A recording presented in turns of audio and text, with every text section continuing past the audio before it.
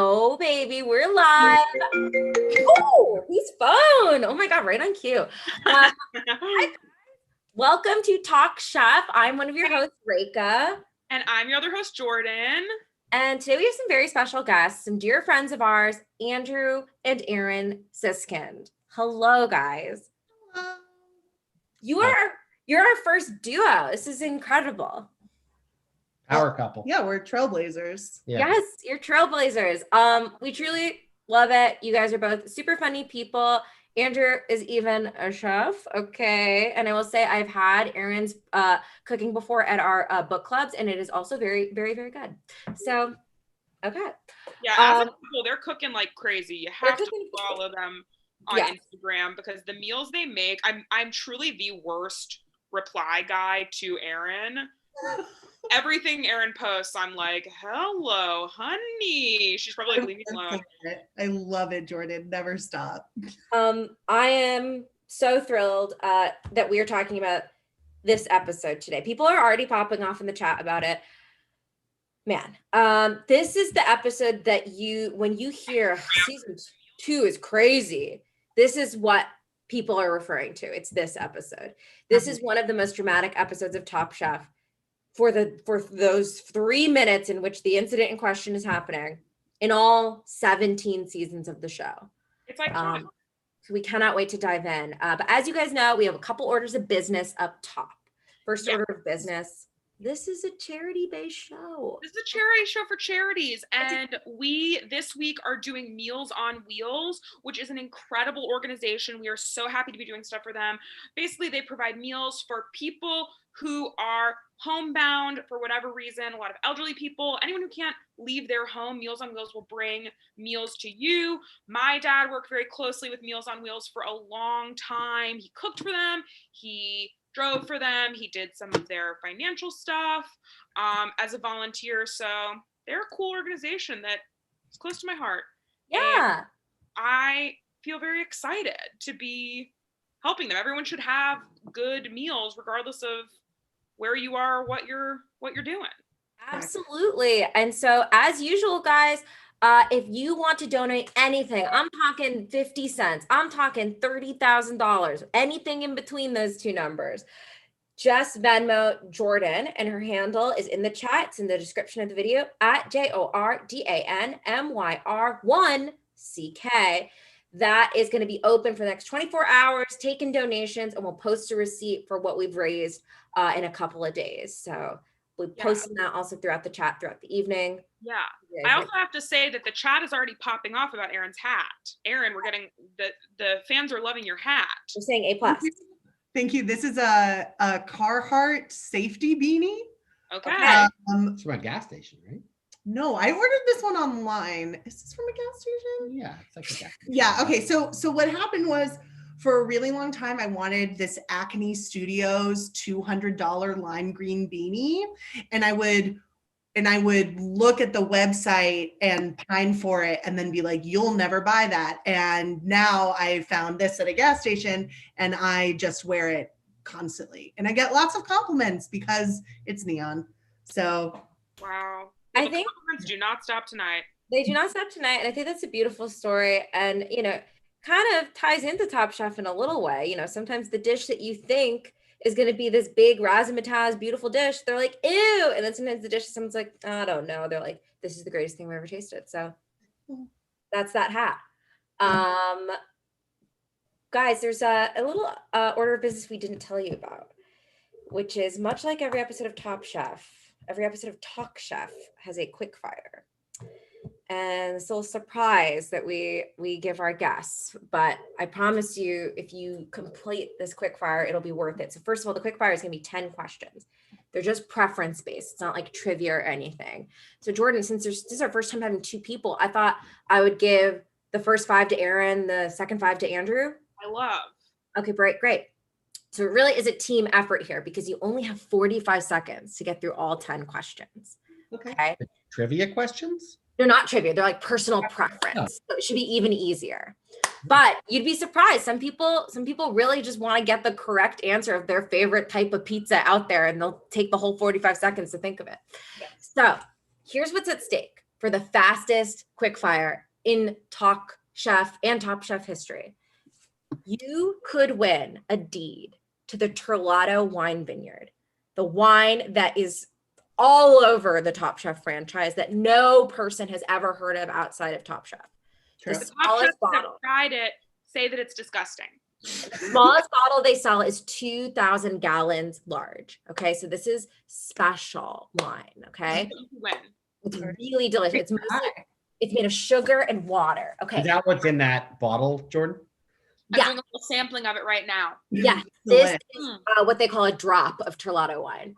Delish. So good. Okay, so that's your first prize. And the second prize is another Top Chef favorite, which is your own personal line of broken Kenmore appliances. Just like in the show, you too can work with an oven that isn't quite up to temperature, a deep fryer that doesn't turn on. It's incredible. So that's what Yeah. Okay, so guys, from the moment I begin or finish question 1, your timer for 45 seconds will start. Okay. Erin, you're going to get the first 5, and then Andrew, you're going to get the second 5. Are you ready? Okay. Erin, Chipotle or Chipotle? Chipotle. Favorite chocolate dish? Souffle. Most romantic entree? Oysters. Ooh, no. Entree. Oh, lobster. Is romance fatty and sensual? Romance is whatever you want it to be. Yeah. Yeah. Pureed lentils, yes or no? Disgusting. Okay, Andrew, would you rather give up and be hopeless or just try a little bit? Try a little bit. Okay, can anything good come from borrowing a production camera? No. Would Cliff have been as apologetic if he didn't get eliminated? No. Who acted the best at judges' table pretending they were just now hearing Cliff was eliminated? Padma. Rika, we're so close. So close. Okay, I'm going to give you one of the 2,000 gallon jugs of Terlato wine. They call that a single serving, just because you guys got so close. We're so close. We were one question off, but that was incredible. No, honestly though, can we just for a second talk about Padma's reaction? Because she's like, The worst. It's the like- worst acting I've she's seen like- on a reality show. it's of like all she's time. laughing. She might be stoned. I don't She really- might be. She was in the heat of endometriosis during season 2, which what a bad season to be having medical problems. It's just Golly. It just looks like someone who's been given late breaking news to report and not told how to play it. So she goes, "It's bad, it's good, it's funny. Let's talk about the food." I thought Gail's reaction was the worst. They were like, Gail pass. Doesn't matter. Gail gets a pass for Gail anything. gets a pass for always. everything. Love Gail. Cliff is being eliminated because of something crazy. Oh my God. The greatest actor up there is Tom, who's Yes. acting like he They didn't don't try and end the show because of this. Right? Because in his blog, he's like, I told the producers to fucking clip all of them. Oh right? yeah. Marcel wins by default. And then he gets up there and he's like, you know, I talked with the producers and we had a slight disagreement. So we're just going to move forward. It's like, no, you had a fundamental disagreement. You wanted the show to be over and Yes. they wanted more money. Yes. It was, this episode blows. Okay. So that was great. I'm also so curious, Erin, just a real quick sidebar. Was disgusting to the idea of pureed lentils or lentils in general? No, I do like lentils. Okay, cool. I prefer a green lentil to a red lentil or a brown lentil because it has a little more bite. Okay. I don't know. I feel like legumes are tough for me because I get like a tummy. I know I try, but like my tummy. You mean legumes? Legumes give you a bunch of gas and hurt your stomach? That's probably just unique to you, Erin. I just like, come on, a lentil puree. Never. Why would you do this? Look, a lentil puree is fine. It's a soup, right? It's not a puree. I don't want to see it spooned across a plate. And also, if you're going to make a lentil puree or any bean puree, for some reason, gotta go through like a China cap, gotta go through like nobody wants a chunky, dryish lentil paste. It looked like cement on the plate. I will say, I'd probably eat it, but I'm a little bit freaky. Delicious. I'm a little bit freaky. Yeah. Wow, Jordan and I are coming together on the first time this has ever happened right Wow. now. Cliff's This whole is bit. what we love. We love this because now if we go to a dinner party, Jordan and I get all the mushy lentils and you guys get all those silky smooth lentils. That's right. There we go. I And think, that's nice. I think And that- Rachel I and I- just assume that Cliff's puree tasted like if you made dal but didn't put any seasoning in it whatsoever. Yes, I do think nobody seasons lentils and that is illegal.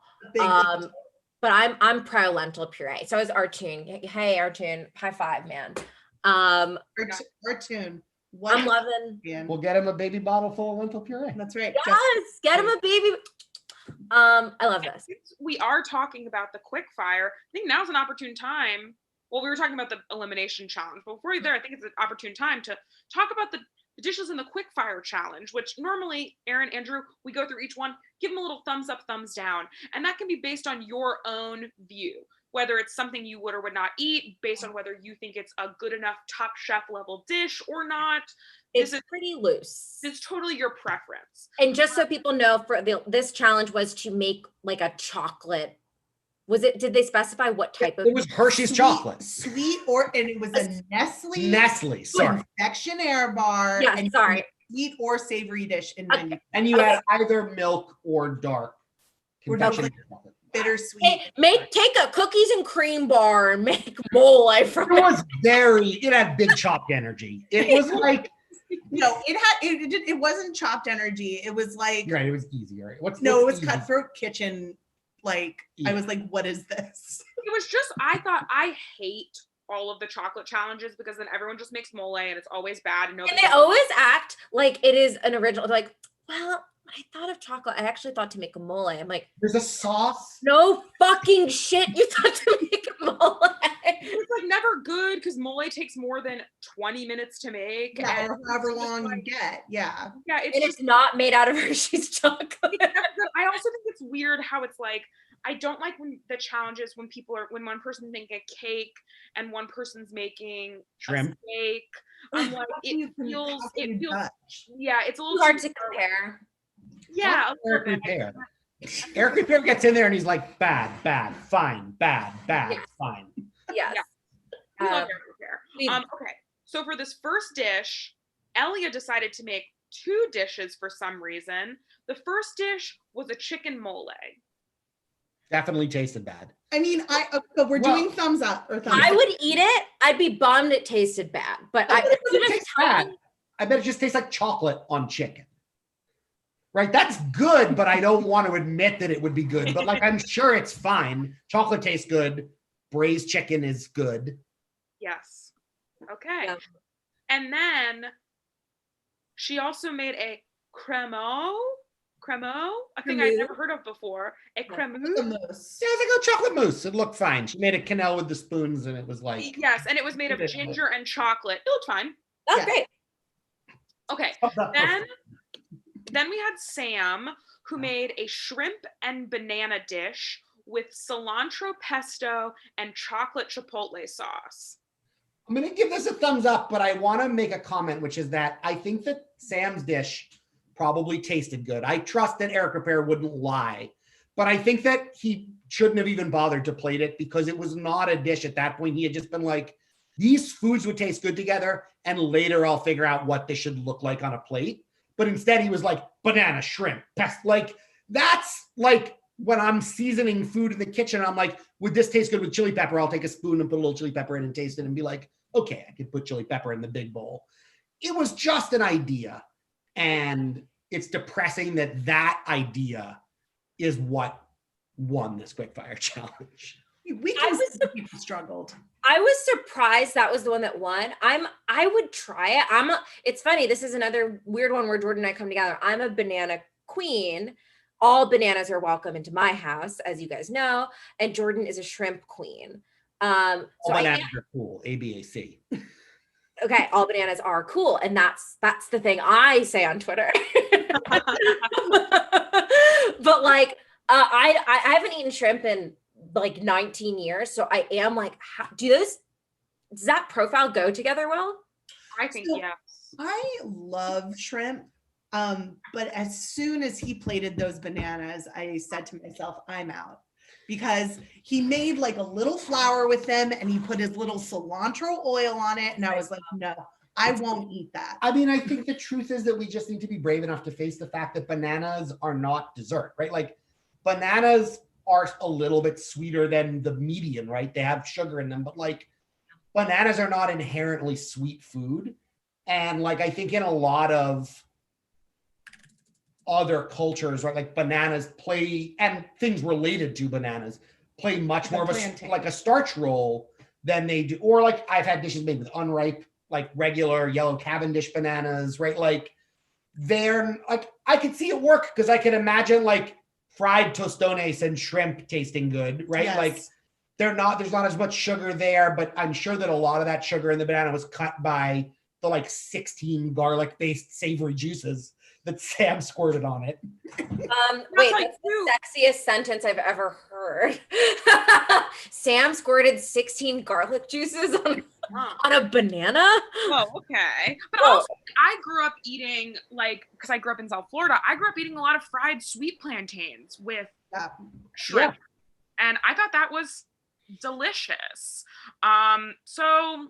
Okay, I just want to defend my stance one more time. Okay. It's not that I would have issue eating it. It's that I was embarrassed by the way that he plated it. I see. Yeah. Go back and look. And you eat your guys first. And then I want you to point out that he also plated his elimination challenge dish identically. He just made a stack.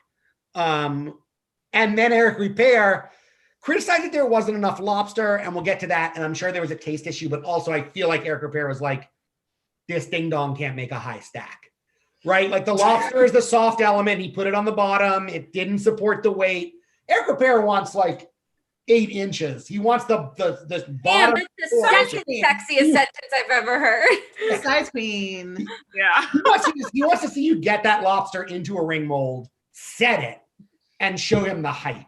He's a height. He's a height queen. Okay. Okay. Yes. I got to go back and rewatch because I'm starting to feel more and more like I'm wrong. Okay. So then Cliff made chicken with a cinnamon, rosemary, and chocolate sauce.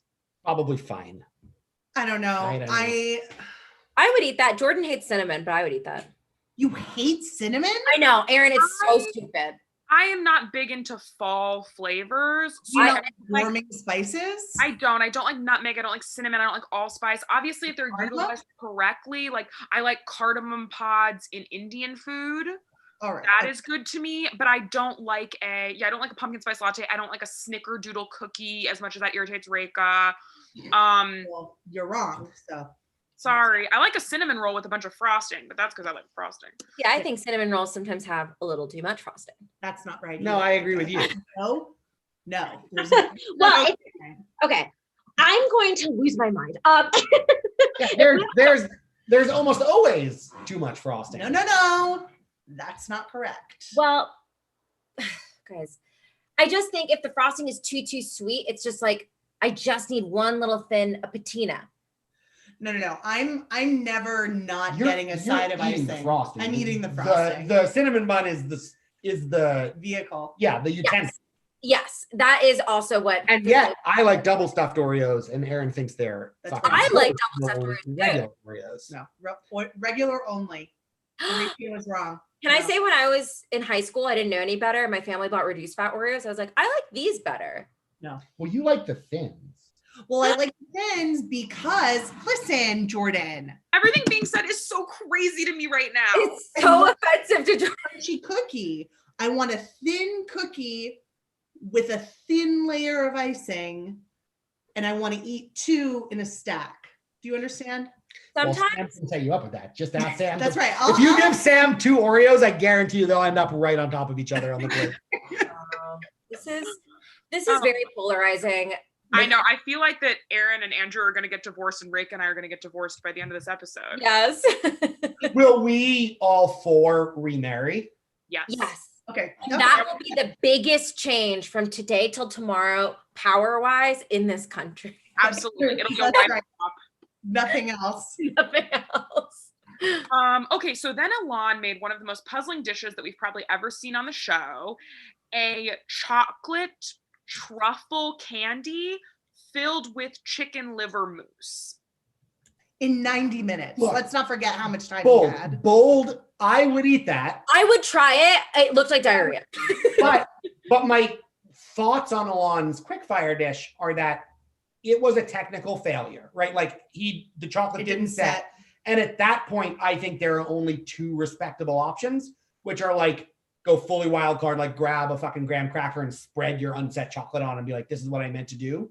Yeah. Or just like, Eric Ripert, don't eat this. I thought I could make chocolate candy, but I can't. I was wrong. So this is not like, it didn't work, right? Like, I think the flavors could have been cool. I do think it looked like a darker diarrhea with a lighter diarrhea inside, like a diarrhea. Well, if you serve me a beautiful, shiny, tempered chocolate bonbon, and inside was some kind of like really tasty chicken liver mousse, maybe with like stone fruit gelée in there also, because they like do sweet on the chicken liver mousse a lot to like lift it a little bit.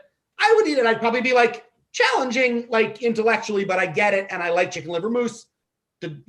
Got to use some bitter chocolate probably. You could like carrot. You could make it could work. Yeah. Did he make it work? No. Not even close. And I don't think that he was criticized enough for how tremendously he failed. But I think there's also something to be said about old school Top Chef quick fires versus the way that quick fires function now.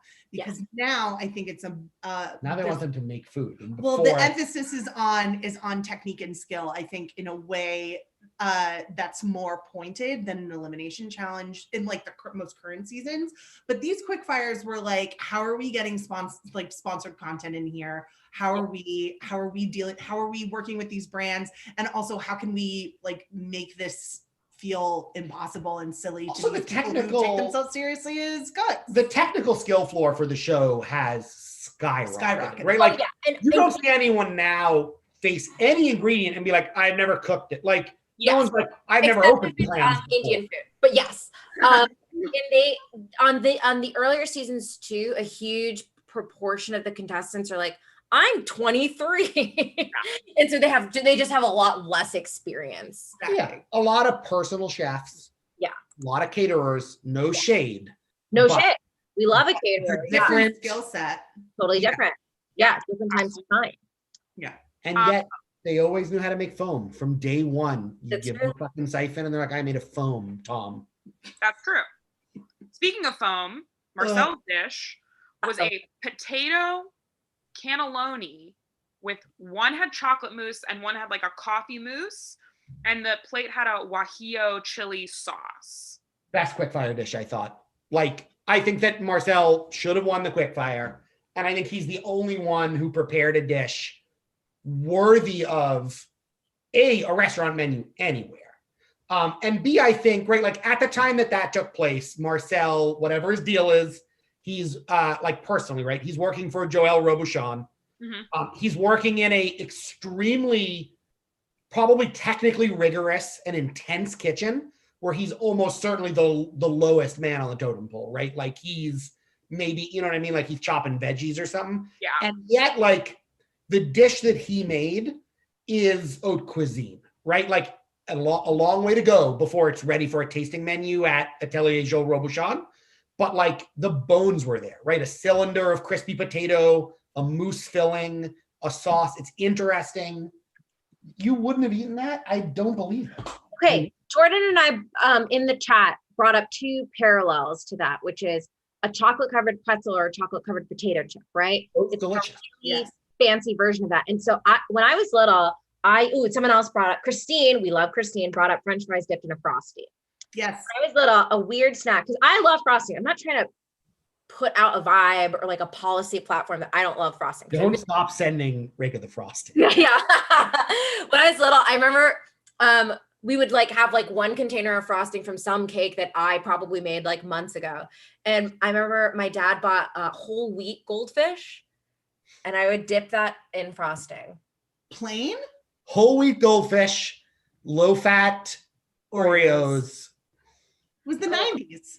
Things Did are. you have those snack wells also? Oh yeah, devil's food snack wells. Oh man, those are just like someone ate a Malamar and then was like, I can make this bad. Wait a minute.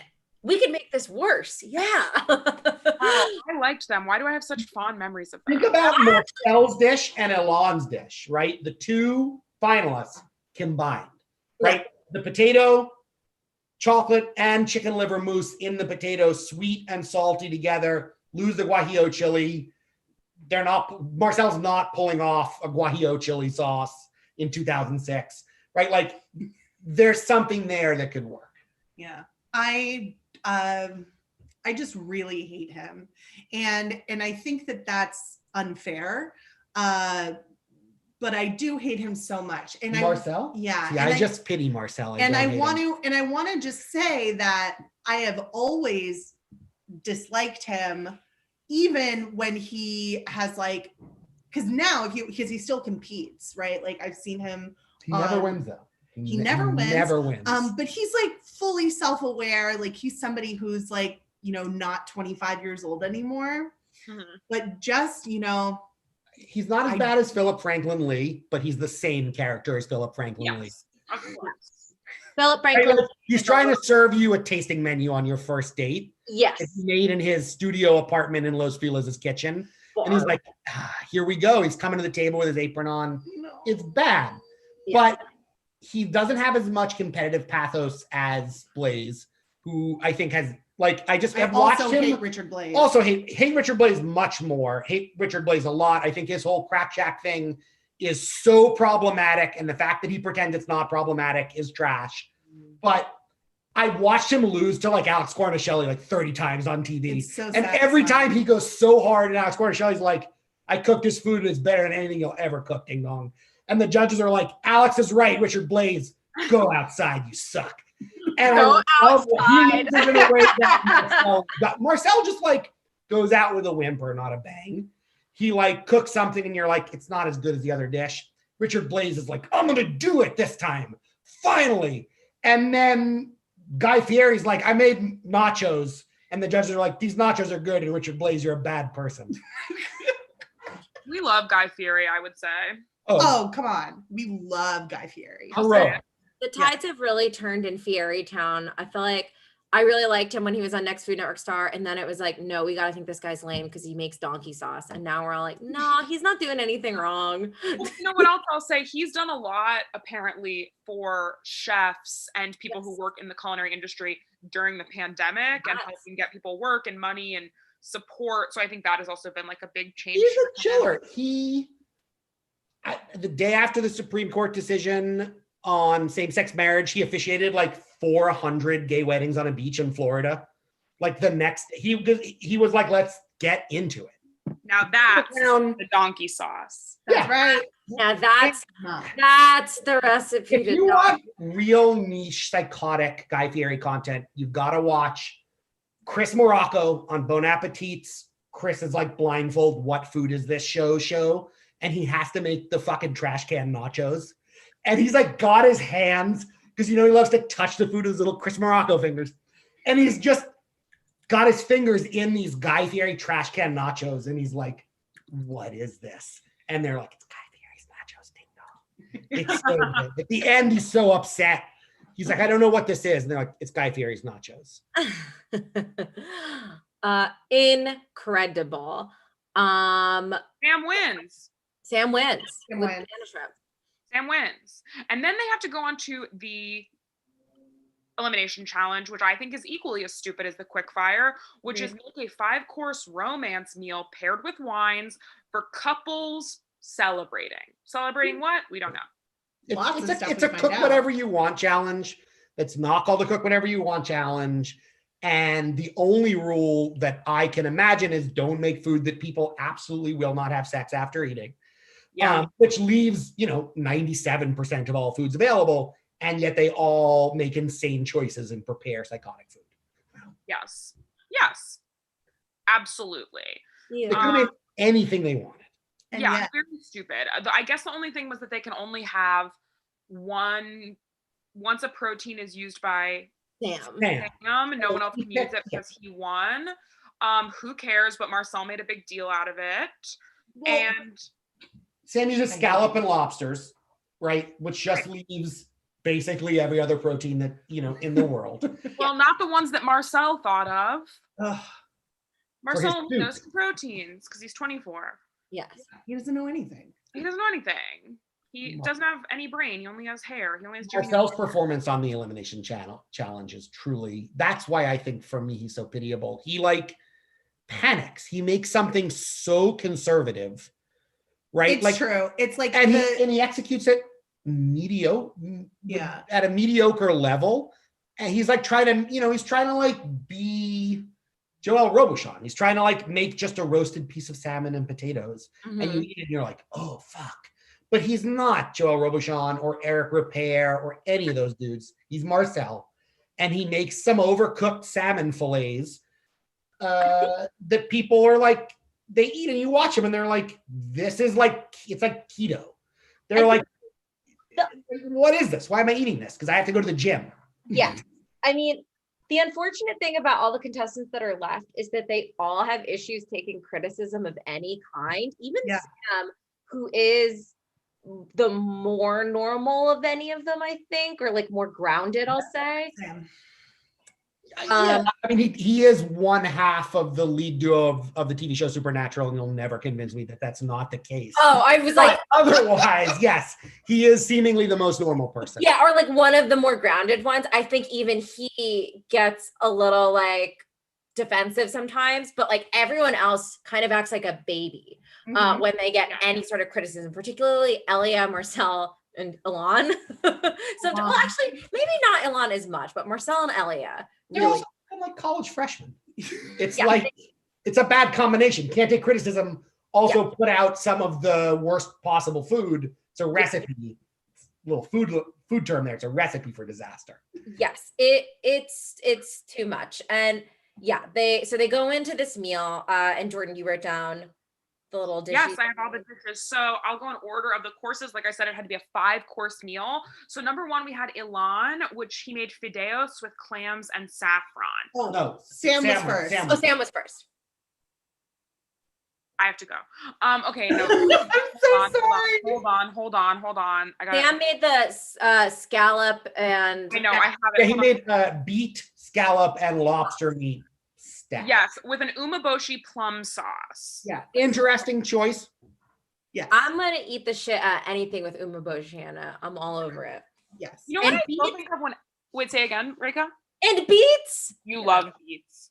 What I'll say about umeboshi plum is, does anyone remember 800,000 years ago, the episode of America's Next Top Model, where they, during the elimination at judges table, they had to do a commercial for umeboshi plums, and they had to eat an umeboshi plum and then be like, yum, it's delicious, but all the girls were like, oh, it's so gross, and they like, some people did the commercial fine and some people didn't. Does anyone remember this? I don't, but I have seen so much ANTM and I'm desperate to recall this. Yeah, I mean, this might be like season 2 or season 3. Like, it's very early on, and it's very offensive, like everything else on that show. But drop in the chat if you remember that moment. Does Ted Allen open a tiny little basket with the plum in it and give it to them? I truly wish. But no, they just ate it with their hands. Nothing about it was good. Okay, so then Elan made fideos with clams and saffron.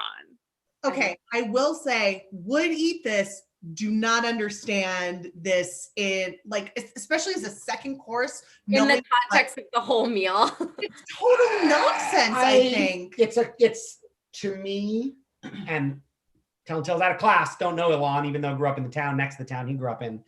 It is him just making a dish he learned in maybe culinary school. Him just executing like a classic continental dish that has nothing to do with the context of the challenge or the meal. I'm sure it tasted good. It looked good.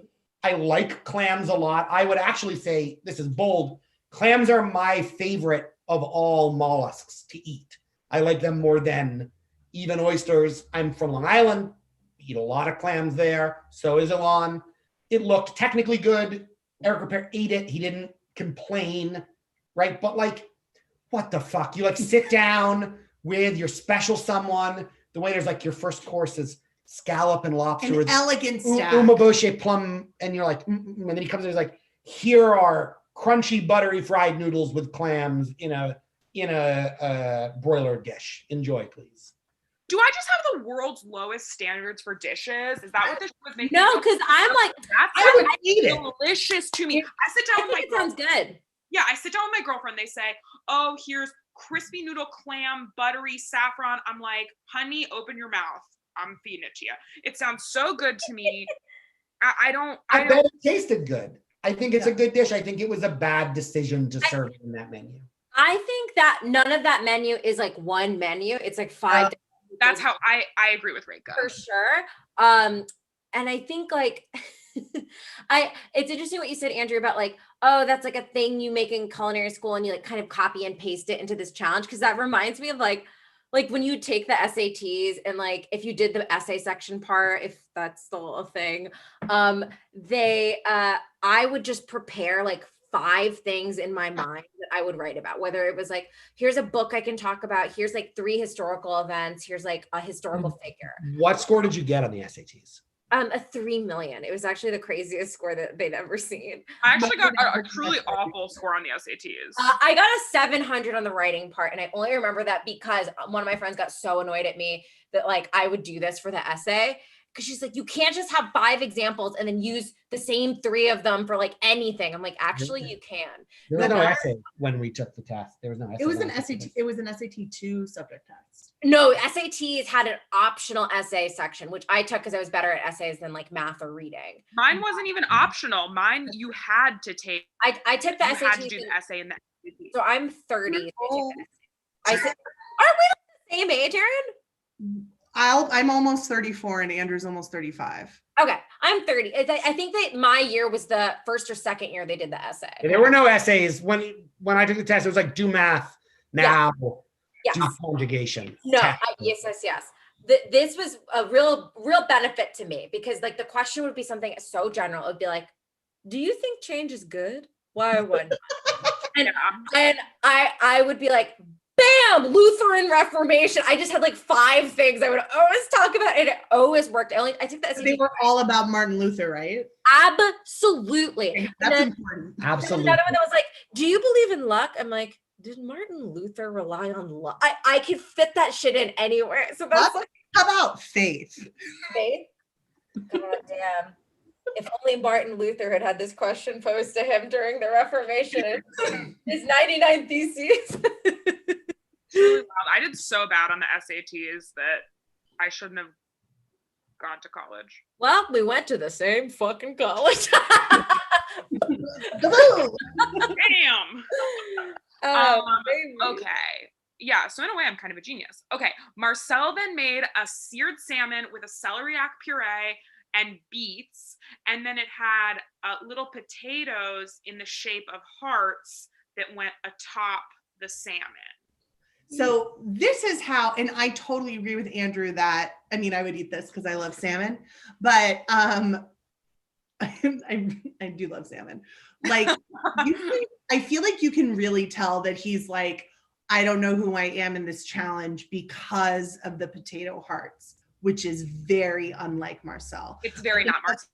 I think that Marcel, he wants to be this like forward-thinking chef. He wants to use the techniques because truthfully, there aren't a lot of, before Blaze, on Top Chef, there weren't a lot of people who were using those tools. I mean, I think absolutely like the hearts are, right? He's a young kid who both wants to be futuristic and also wants to have had a classical French background. The same way that people want to have had read a lot of books, but they haven't actually read them yet. And so he's like, I work at Atelier Joel Robuchon. I work there with Elia, also for like, but he worked there for like 10 minutes, right? Like he can't execute that like potato heart thing, right? That's like, you know, like 1960s France, right? Like that's something so that weird. Like you see like Alan Passard or someone in a cookbook 60 years ago doing a dish like that, right? And he wants to like be able to pull out those classics and be like, yeah, I work at a great French restaurant, but like he doesn't have the experience to make dishes like that perfectly. You got to be like Eric Ripert. You got to have no feeling left in your fingers because you burned it off on the grill as a 13-year-old getting yelled at by a 65-year-old Swiss dude in a hotel. And so the dish ends up leaving him nowhere, right? He can't actually do what he claims is his background. Right. He chooses not to do what he claims is his future. And he ends up making like a dish that someone who's just learning to cook in their late 20s because they want to save money on Postmates would make. And not a particularly good version of it at that. And he gets exactly the reception from the judges that you would expect, which is like from Gail. Oh, that's cute. People like lifting it up with their fork and like trying to like look underneath. Like, Tom, you're not going to find another dish under the salmon, right? Like you don't need to lift it up and peek. I think that Marcel should have made a salmon dish that looked like an anatomical heart. Whoa, creepy. That would have been cool. I think he could have gone for it. I think if someone made me little crispy potato hearts, I'd go, yay. What if they were on You're romantic. Yeah, that's because I'm a romantic. Sorry, I live in a fantasy. I watch too many Disney movies. She's my manic pixie dream girl who's just a romantic at heart. Chewing through that bone dry salmon portion. That tranche of like middle of the fillet cooked to death. Just like, ugh. No, thank you. If you're going to serve salmon, you better put a creamy sauce on top of it. Yeah. I will say it probably was dry. Yes. Yeah. It looked dry. Okay. So then Cliff made a seared sirloin with lentil puree. I don't eat steak, but this sounds... I mean, it's steak. I'm sure it was okay. He made the... I don't get it, right? Like, I get that the world of meat was different then. I get that there were different tastes, there were different things to make, but like, I don't understand why you would choose that piece of meat. Yeah, why that cut? I don't why would you understand. choose a sirloin? I've never had steak. That combo seems odd to me as well. I would eat the lentil puree for sure, but it seems like soft on mush, and I'm a mush fiend. I love mush. Two sizes of steak that you can send to a diner's table. Teeny tiny. Like if you make the filet mignon or the biggest steak in the world. Like a 40-ounce ribeye that's like the bone is there and it's carved, and you don't like make a medium amount of steak and then put a regular home dinner portion on a plate. Yeah. Slices and be like, here's your steak at the restaurant on Valentine's Day. I hope you love it. Yeah, like, this whole menu is pretty crazy as a whole. Yeah, I can't believe there was not, I mean, I guess the dessert was shared and we'll get to that, but that there was no like romantic sharing. I completely I think it would have been so easy. Oh, and I mean, R.I.P. Perla in New York, which was one of my favorite restaurants down by IFC Center. Good restaurant. Such a good restaurant. They had an incredible porterhouse for two that had like a variety of sauces that you could get. It was very sexy. It was so dark. I was like, that is the entree that you serve in a romantic meal if you are eating meat. If you want to get sexy with red meat, right? Like, you want to know what that should look like.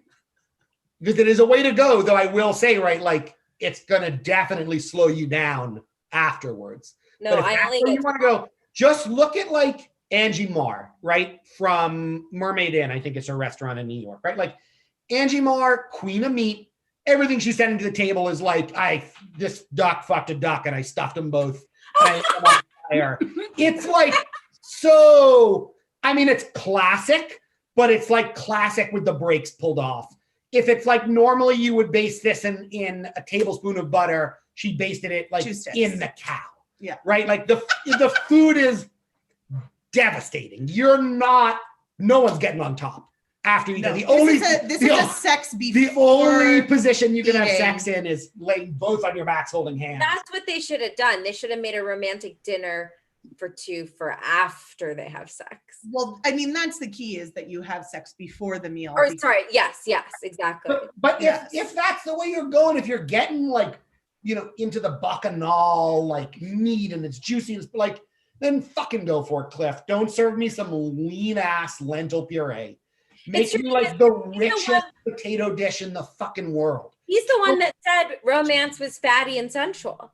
Yeah, and he chooses a lean cut and lentils. I want to see Not even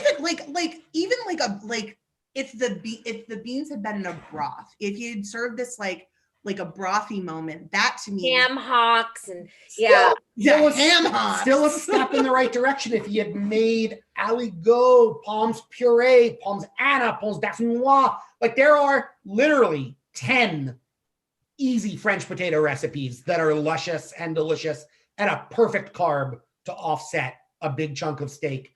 And then there's all of the squash, all sweet potato, right? Like any root vegetable.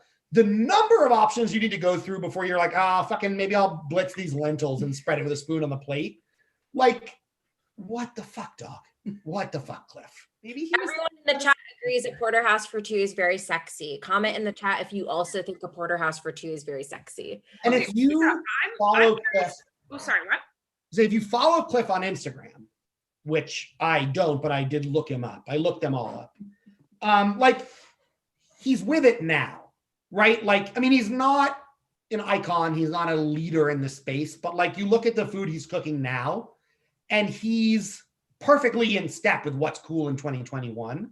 Sure. And what he prepared was probably good for 2006. But the truth is that people who win Top Chef, like Melissa King from a couple seasons ago is a good example, right? Like are people who are, I mean, except for the first season when it wasn't fair because one dude was a fucking chef and the rest were kindergartners, right? Like the winners are consistently a couple years ahead of the times, right? Like the stuff that they're preparing is like gonna be cool because they are preparing it and it'll make its way to fast casuals in 5 years. Yeah. But if you're cooking exactly au courant, if you're cooking exactly what is on restaurant tables when the season is shot, you just can't win. Yeah. Because you're not if you're on Top Chef, you're not one of the best chefs in the world because those dudes are they're working, right? They're not on Top Chef. Yeah, I mean, I think the definition of Top Chef changes throughout the seasons, where in the beginning it's kind of like top cook, if I can say that, maybe just like competent chef. And then maybe starting season 4 onward, they really start to praise artistry. They start to encourage a lot more creativity. It's not just getting by as much, which is when the show takes off. That's when we get our Carla Halls and our Melissa Kings and our Nina Comptons. Yeah, Hall, so much when she was on the show, loved her as soon as she was off the show. Oh God. Well, now we're divorced. Now, yeah, exactly. That's it. Get out. Wait, we still have one more dish, right? Yes, we have one more dish. And that last dish is Elia's dish, which is very similar. She said that they liked her quick fire dish so much. She was going to base it off that. So she made a chocolate mousse with a chocolate heart on a heart-shaped pastry called the Kiss. But she couldn't execute the chocolate hearts at maybe Elon's insistence, right? Sam's insistence. She like broke them up and did crumbles, which, to be fair, doesn't matter and doesn't make any difference. Yes. And yet was the only thing that any of the judges could talk about, presumably because the dish was good and tasted good, but they need to manufacture. They need to say something. And I think also they're very much sticklers for, we had Sarah Bradley on and she mentioned, and I don't know if this was still the case in season 2, but they turn in what they're going to make.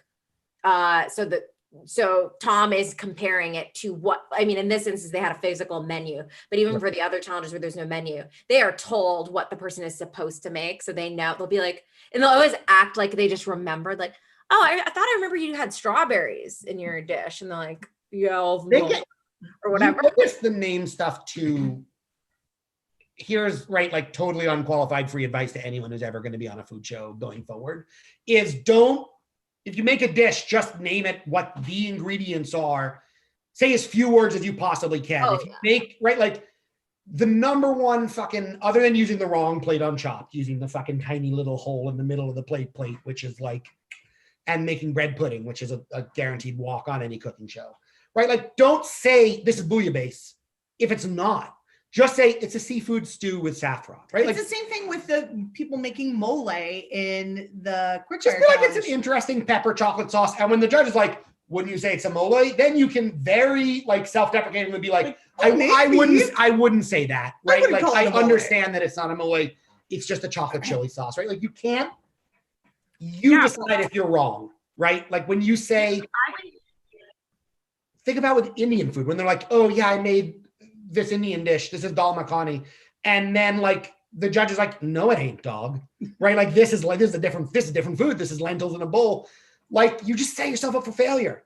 Especially like just say what the ingredients are.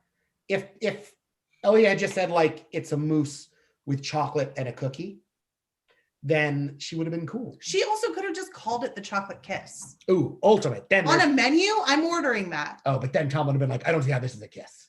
And he wouldn't have been wrong. This isn't a kiss. Nobody kissed me. And then Padma kisses him, and Gail kisses him, and Eric Repair kisses him. And it's finally the show we deserve. Kiss on this. You think when I feel like this all really was true too, and in the quickfire, where I think basically Cliff also made a mole pretty much. He made a chocolate cinnamon sauce that had a little rosemary and some different things, but he didn't call it a mole, and Elliot did, which I think yes, is, exactly. Such a thing. And I think it speaks to the fact that if I'm ever on a cooking show, I will just name every dish blank a la Jordan. Oh, and good. Whatever it is, and then I'm just like, wow, this is. I'm gonna do the same thing. I'll also name it blank a la Jordan. Thank you. I like we have about like 10.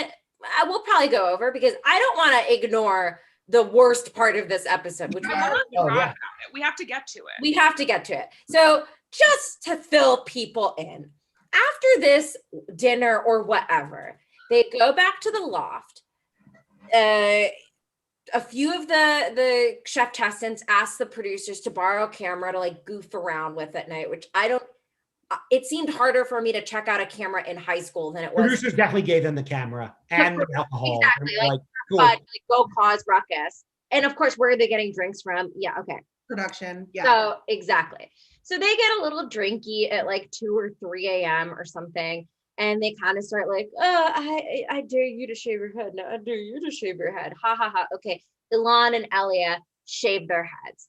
Fine, whatever. I will say sidebar for anyone who's a little post-production head, you'll notice that in the talking head, Elia is wearing the sweatband with the wig attached to it. You will notice in the previous episode, last week's episode, she is also wearing that. So just so you know, when they interview people, they use those interviews the whole season. It's not just like, oh, you just cooked with Marcel. How was that? Oh, it was fine today. Or who's really annoying today? They'll use that bite forever or in different permutations. All at a different point in time. Exactly. So that is also why on these kind of shows, you can't cut your hair. They won't let you do shit like that. They won't get your face tattoo after the season airs because they want to be able to interchange you all the time. So I bet you production 100% bought her that hat thing. Yeah. So anyway, okay, whatever. They shave their heads. Then they're like, oh, haha, we have to shave Marcel's head too. So he's taking a nap in the other room, or actually, sorry, he's asleep. It's 2 a.m. He's asleep. And then Cliff goes and like drags him off of the couch onto the ground and kind of pins him to the ground face down. And it's like scary and uncomfortable. And Marcel's like half asleep, just kind of like, what's happening? And then they're like, haha, we have to shave your head. And then you hear Ilan being like, Sam, get the clippers, like we got him. Yeah. And it's just very fratty and very scary and mean. And this central question we've been asking the whole season of like, who is bullying whom on this show? Because Marcel frequently seems extremely annoying. And many people in the chat have pointed out he's probably even more annoying and they just cut around it for whatever the purpose of the episode is. Yeah. And in this episode, there's a very obvious answer of who is bullying whom. Yes. No matter how annoying someone is, you can't do that. No.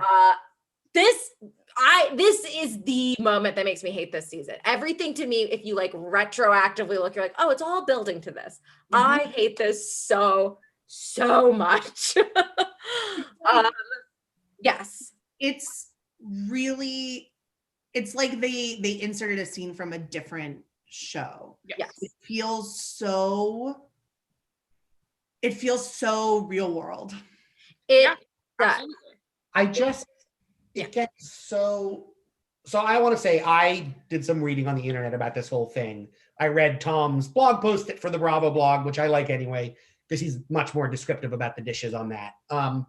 But then I read this Huffington Post article that came out 10 years after, in 2016, that sort of was like a oral history of this moment. And it pointed out a few things that I think are notable. One is that almost from the beginning, Marcel asked the producers if he could cut his hair because he didn't realize how fast it would grow on the show. And they told him, you can only cut your hair if a cast member cuts it on camera, like week 2 of the show, to which he was like, okay, then I'm not going to cut my hair.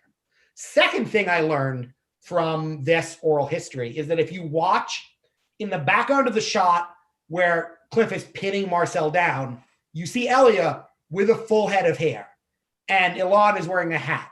And it seems like both of them shaved their heads afterwards, realizing how bad what had happened would look, whether that was at the producer's behest or not. The producers obviously edited the show to appear as if they had shaved their heads first. So the producers there are like, look, it's an interesting series of decisions, right? Because they're not like, right, the right thing to do is be like, let's not use any of this footage. These, like, we shouldn't show it out of sequence or in sequence. We should send Cliff home. We should not show it on camera, right? Or send whoever home, right? Like, it's inappropriate for them to have made that part of the show. And the contention that it's reality TV is false and problematic, right? Like, I think it's inherently bad that they did that. It's implicitly approving of behavior that they let any of those people stay on the show. But then to like cover it up so hackily that's what I think makes it feel like a show like The Real World, because those shows are edited brutally and you watch them and you're like, this is a misleading show, right? Like, you know that the editors are just making the story in the editing bay. And that's not... I just have to, so we think what really happened was that there was no plan for anyone to shave their head. Except to shave Marcel. Except to shave Marcel's head. And then when that went awry, it was like, oh, someone else needs to shave their head now to make it seem like it was a thing. Right. And so Cliff already had his head shaved. Elia and Ilan shave their head. Elia does that really tacky pulling the wig off thing at judge's table. Wow. It's just like, it's the worst thing, which is a bad cover up. Like, it's so... I wanna, I mean, people are commenting too that, like, you know, the producer, like, there's a lot of people to blame in this whole thing. It's so uncomfortable. I agree. When I'm rewatching it, it is just like, yes, Cliff should not have strong-armed Marcel by any stretch of the imagination, but it is like, everybody's just watching. It's so uncomfortable. And then Marcel sleeps in the bathroom. It's like so upset. And in my mind, it was like, is that one of the only rooms that has like a lock where cameras can't go? Yeah, you can, general reality TV rules is you can't be filmed in the bathroom unless you're with somebody else. Yeah. I also think, totally unrelated side note, but ties into the bathroom, I don't think that that's a real apartment. We were watching the season. I think that's just like beds in a production office somewhere in downtown. It is what it looks like. Which could also explain why, like, there aren't like the right door. You know what I mean? Like, and then on top of that, and I get, right, it's a game show. Game shows are predicated on the system of like rules and outcomes and challenges, but like, and this is definitely going to sound fucking crazy, but like, it's just like purely carceral. They're like, you did something wrong, no lesson learned, you're off the fucking show, Cliff, right? Like, there's no attempt to have any of them understand what happened, to talk about it in a meaningful way. And like, while I get that you could say it was 2006, and it definitely was, like, that doesn't make it, they should have known better then. I mean, I still don't think they would handle it well in 2021, but at least we'd be on Twitter being like, what the fuck is that all about? But like, it's the end of that season. And it's the end of that version of the show, because when the show comes back in the next season, things are different. Mm-hmm. And I think it's because they realized who they were not, right, the hard way. Like, you look at Ilan's face, and I understand that this sounds very judgmental of Ilan, and I don't know him, and I don't know what his deal is. but you look at his face when he's realizing that he's not going to get in trouble, and he looks like a fucking teenager who got caught like with a drug dealer and snitched on the drug dealer, and the drug dealer is going to jail, and he gets to go home to his parents, and he's just like this relief, like, oh, no consequences. Yes. Like, oh, I'm a middle-class dude, no consequences. I got away with it. And it's like, maybe that's not what he's feeling, but that's the look on his face. It's an HBO miniseries quality performance if he's faking it. And it feels so dark and dirty to just be like, I mean, there's no remorse. Cliff is the only one that shows any remorse. Well, I think because he got the only consequence, and he's the only one that got the call out. And I feel like Elia had a similar facial reaction of just like, oh, because they really do look like kids in that moment, where just like they didn't get the punishment for this. Now I get to go to Hawaii with daddy. He looks like a dude from my high school, not a specific dude, right? Who like is in the police station and his parent comes and get him, and what he thought was going to be like the end of his world, he's like in the back of his dad's BMW going home, like, oh shit, I'm going to be grounded for so long. But I didn't. They are going to stop at White Castle. But I didn't go. There's no White Castles right now.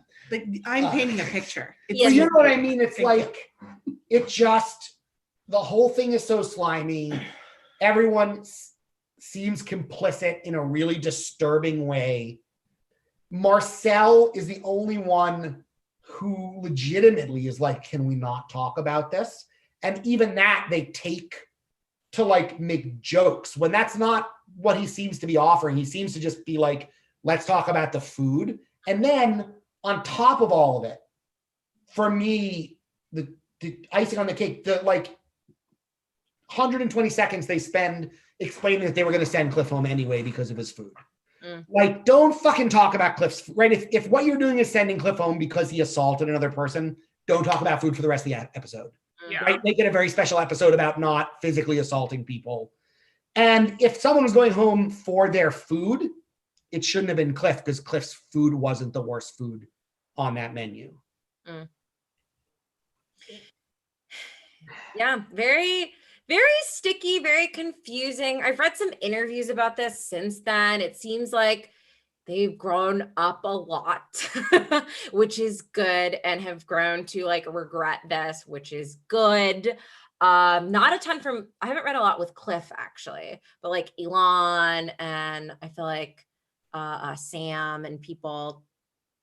So that's good. Yeah, and I know Cliff has gone on to like do a lot of stuff and seems, in a much better place. I know like maybe 2-3 years ago, he was like partnering with Eden Grinchband to open her restaurant in New York, and did that whole thing with her, and they seem to really get along. She seems like a pretty nice person, and he seemed like a nice person, and it seemed, I think it's hard because all this sucks so hard, and I certainly don't want to make excuses for people, but I do think they were all like in their early 20s and blackout drunk, and goaded probably by a that's what's so annoying. It's like all these nameless producers too that are behind the scenes telling them to do stuff. We can get IMDb. They're not named. We can look them up. That's true. Hey, nameless. You're right. Like that's I think what bugs me so much about the cover up is that like the production manufactured the incident and then couldn't. I mean, it's like the plot of just fucking every book and movie ever, right? Like, they just like make something they think they can control, but then they realize they can't control it. And then they're like, ooh, oops, shouldn't have done that. Can't put it back. Like Frankenstein. Yeah. yeah. Wow, this is the Top Chef Frankenstein. You're right, Reka. Frankenstein. It's actually Top Chef's monster. Yes. I think in reality, such a gentle soul. Everybody should have just gone home. They should have just ended the season and then come back. They should have ended the season and gone immediately into season 3. Yeah, I just don't think it's fair to send Cliff home and not send the other people home. And I understand the difference of like, Cliff was the one that like touched him, but it's like other people were egging him on, and it was, 100. Yes, I think everyone was so equally at fault. Yeah, for that, and it's like. Yeah, I mean, I think because we've talked about this in the past season of the show where like cooking reality shows were so new at this point. Yeah. And reality shows were definitely a thing, but like this specific type, Bravo's, dipping into it was new. And so I don't think people knew, like, how do you handle a very special season? How do you, even now, we've talked about like Bachelor in Paradise and shit, like the stuff that happens, they try to address it and it's always like, God. Because realistically, none of these people should be drinking on any of these shows. Is like really what, if you're having a bunch of strangers in a space to do a thing, especially in bunk beds. Yeah, especially with like Bachelor at work, like right? romantic or at work. Yeah, it's just like there needs to be no alcohol. But all of this being said, Oh my God, what would Cliff obviously went home, and all 4 of them are going to Hawaii. To which Alon responds, I can't wait to go surfing. It's so bad, right? It's not even like they live to cook another day, but it's like now they get to go to Hawaii. Yeah, like Cliff has to go home, but you get to go to Hawaii. Imagine how we'd be talking about this season differently if like they took a bold stance. They sent everyone home. It was a brave decision, but it was the right thing to do. And the finale was just fucking Tom cooking for Padma and Gail for an hour in Hawaii. It's the best episode of television of all time. Watching Tom just cook for Padma. Watching Tom cook, the like What Would Tom Cook series, the new one that Gail hosts. It's so good. But like, it was a missed opportunity, right? Like they could have done something really cool. Yeah. A bad situation, and instead they were just like, nah. Yeah.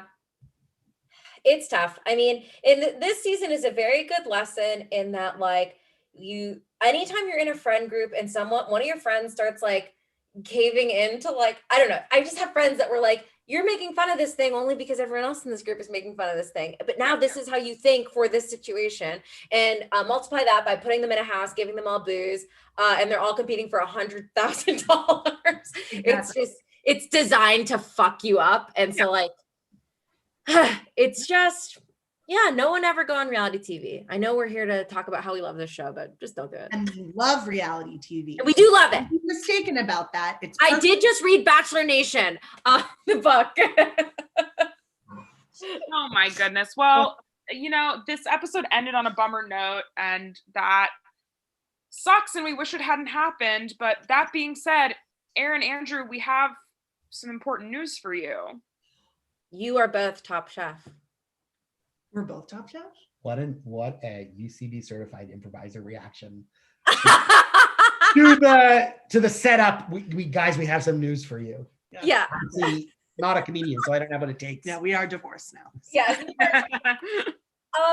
Guys, this was a really weird episode. We were so happy to have you on for it.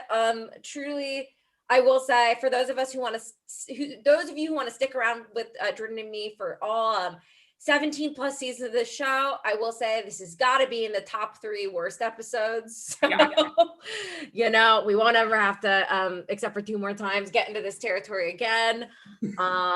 But thank you guys so much for watching, and for participating, especially in this like very sticky, difficult conversation at the end. And again, the Venmo for our charity Meals on Wheels will be open for the next 24 hours at JORDANMYR1CK. Please, $1, $70,000, whatever you can. You can also donate on your own, and then send us the receipt via email at talkchefshow@gmail.com. We got an email. We got Yeah. So yes, and Christine is right. And if we're gonna end this show on a bad note, I won't have it. Christine says this show gets so much better. Top Chef gets this is not America. It is, but this is not Top Chef. Top Chef gets so much better after this. I've watched Top Chef since the very beginning, and I love cooking shows, and Top Chef has really separated itself from a show that's mostly about entertainment that happens to be food themed, to being something that is like really focused on food and is therefore really entertaining to watch. Absolutely, 100%. It was the gold standard. I mean, the only show I think that has truly dunked on it is Salt, Fat, Acid, Heat, which was like, you can make a show about food that is interesting and tender and thoughtful, and you don't need any white tunes. You could just get rid of them all, and the show will be even better. A lesson learned. We but like to see it. Top Chef is still a dynasty, right? And like, it gets so much better. It gets so much more interesting. The contestants Get hotter. they get pushed to be so much more articulate. And hot, yes. Tom yes. never wears closed-toed shoes, though. That never changes. Never will. Never will. We As should much as have we to. beg, as much as I tweeted him. I'm Well, gonna start at Tom's Toes Twitter. thank you guys so much for tuning in. Really, and we really appreciate all your thoughtful stuff in the chat. Tune in next week for our season 2 finale. Can you believe we're already at the end of season 2? No, I can't, Reka. And we have big news next week. Y'all aren't even going to be able to handle it. You're literally not going to be able to handle You're not going to be able to handle it. We're doing 2 episodes next week. So sorry you have to watch 2 hours of television, but you do. You have to. We're covering 2 episodes in 1 episode with just content you won't believe, guests you won't believe. It's unlike anything you've ever seen before. So make sure you tune in. Yes. I'm thrilled. I can't wait. I'm ready. Thank you guys so much. Last See week. y'all next week.